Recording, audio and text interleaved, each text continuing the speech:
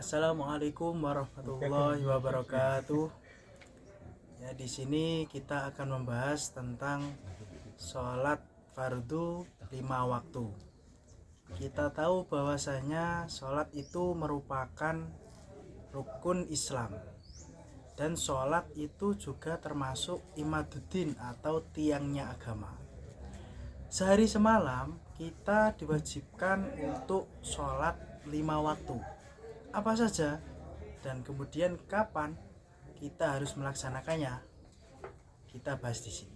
Sebelum itu, perkenalkan, nama saya Muhammad Alawi Husni Al-Abrori. Saya lahir di Lamongan 21 Silam. Alamat saya Pambon, Mengkok, Brondong, Lamongan. Saya kuliah di IAIFA Sumbersari, jurusan Pendidikan Agama Islam, sekarang masih semester 3. Untuk pembahasan kali ini kita akan membahas apa saja sholat 5 waktu itu, dan kemudian kapan awal waktunya dan kapan juga akhir waktunya. Ada sholat subuh, sholat duhur, sholat asar, sholat maghrib, dan juga sholat isya. Sebelum itu perlu kita ketahui apa itu sholat. Sholat secara bahasa itu berarti doa, dan kemudian secara syarak itu beberapa ucapan dan gerakan yang diawali dengan takbir dan diakhiri dengan salam, serta memenuhi beberapa syarat tertentu. Adapun syarat-syaratnya itu ada syarat wajib dan juga ada syarat sah sebelum masuk sholat. Syarat wajib sholat itu ada 3, yaitu Islam, balik, dan berakal. Adapun syarat sah sebelum melaksanakan sholat itu ada 5. Yang pertama yaitu anggota badannya itu harus suci dari hadas dan juga najis. Jadi ketika pada anggota badannya itu terdapat hadas atau najis, maka harus disucikan dahulu. Yang kedua yaitu menutup aurat dengan pakaian yang suci. Jadi pakaiannya itu harus suci. Adapun syarat yang ketiga yaitu bertempat pada tempat yang suci. Jadi tempatnya itu harus suci dari najis. Selanjutnya yang keempat yaitu menghadap kiblat. Adapun syarat yang kelima itu kita harus tahu kapan masuknya waktu sholat. Adapun yang pertama itu sholat subuh. Apa itu sholat subuh? Kata subuh itu secara bahasa merupakan permulaan dari siang. Dinamakan sholat subuh karena memang pelaksanaan dari sholat subuh itu dilaksanakan pada waktu tersebut. Kemudian kaifiyah sholatnya itu dilaksanakan sebanyak 2 rakaat dengan sekali salam. Lah untuk imam itu disunahkan untuk membaca jahar. Pada rakaat kedua itu kita disunahkan untuk membaca doa kunut. Doa kunut yaitu Allahumma hdina fiman hadait ila akhirih. Untuk awal waktu sholat subuh itu mulai terbitnya fajar sodik, fajar yang kedua. Itu. Lah, yang paling utama dalam kita melaksanakan sholat itu harusnya pada awal waktu. Adapun akhir waktu sholat subuh dalam waktu ikhtiar itu sampai remang-remang. Maksudnya remang-remang itu muncul sorot cahaya matahari tapi masih redup, itu remang-remang. Kemudian ada waktu jawas tapi terkena hukum makruh, yaitu sampai terbitnya matahari. Ada lagi waktu jawas tanpa terkena hukum makruh, yaitu ketika muncul cahaya kemerah-merahan. Dan ada juga waktu haram, yaitu ketika sampai waktu yang tidak cukup dibuat untuk melaksanakan sholat secara sempurna. Yang kedua yaitu sholat duhur. Apa itu sholat duhur? Sholat duhur itu berasal dari kata az-zuhri yang berarti terang.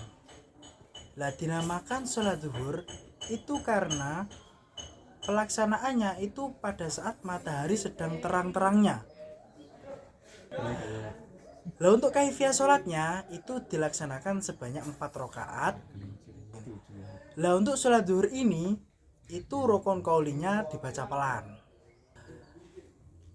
Lalu untuk awal waktu sholat duhur itu pada saat matahari itu sudah bergerak condong ke arah barat. Ini bisa ditandai dengan bayangan satu benda condong ke arah timur. Contoh seperti kita memasang tongkat sepanjang 1 meter. Ketika bayangan tongkat tersebut bergerak ke arah timur, maka itu sudah menunjukkan waktu zuhur. Untuk akhir waktu sholat duhur itu ketika bayangan suatu benda panjangnya menyamai benda tersebut. Semisal tadi tongkat 1 meter, itu ketika bayangannya sudah mencapai 1 meter, maka waktu zuhur sudah habis. Yang ketiga, sholat asar. Apa itu sholat asar? Sholat asar diambil dari kata al-asru yang berarti menemui. Jadi dikatakan sholat asar itu karena pelaksanaannya itu pada saat kita akan menemui waktu maghrib, waktu terbenamnya matahari. Lalu untuk kaifiyah sholatnya itu sama seperti sholat duhur, yaitu sebanyak 4 rakaat. Lah, untuk rukun qaulinya itu dibaca pelan. Awal waktu sholat asar itu ketika bayang-bayang suatu benda mulai bertambah panjang melebihi panjang dari benda tersebut. Semisal tongkat tadi ukurannya 1 meter, yaitu ketika bayang-bayangnya itu sudah mulai bertambah dari 1 meter, katakanlah 1 meter, 2, itu berarti sudah masuk waktu sholat asar. Untuk akhir waktu sholat asar, waktu ikhtiar itu sampai bayang-bayang suatu benda 2 kali lipat lebih panjang daripada panjang dari benda tersebut. Untuk waktu jawas tanpa adanya kemakruhan itu sampai langit berwarna kekuningan. Adapun waktu jawas tapi makruh itu sampai terbenamnya matahari. Yang terakhir ada waktu tahrib, yaitu sampai waktu yang dimana tidak cukup untuk dibuat sholat secara sempurna. Adapun yang keempat yaitu sholat maghrib. Apa itu sholat maghrib? Kata maghrib diambil dari kata maghribun, yaitu berarti nama untuk terbenamnya matahari. Dinamakan sholat maghrib karena pelaksanaannya itu pada saat matahari terbenam. Untuk tata cara sholatnya itu berbeda dengan sholat-sholat sebelumnya yang notabene-nya itu sholat yang berbangsa genap. Adapun sholat maghrib itu ganjil, rakaatnya ada 3. Terus bagi imam pada 2 rakaat pertama itu disunahkan untuk membaca jahar. Awal waktu sholat maghrib itu dimulai setelah matahari benar-benar sudah terbenam. Untuk akhir waktu sholat maghrib itu ada 2 pendapat, yaitu qaul jadid dan qaul qadim. Qaul jadid itu merupakan qaulnya Imam Syafi'i ketika berada di Mesir. Pendapatnya demikian, Jadi untuk akhir waktu sholat maghrib menurut qaul jadid itu dalam waktu yang cukup seseorang itu buat berwudu, kemudian menutup aurat dengan pakaian yang suci, lalu beriqomah dan melakukan sholat 5 rakaat. Adapun 5 rakaatnya itu dengan perincian 3 rakaat sholat maghrib dan 2 rakaat sholat sunnah ba'diyah. Adapun menurut qaul qadim itu qaulnya Imam Syafi'i ketika berada di Baghdad, Irak, yaitu sampai terbenamnya mega yang berwarna merah. Yang kelima itu sholat isya. Apa itu sholat isya? Sholat isya diambil dari kata isyaun yang berarti nama untuk permulaan dari gelap.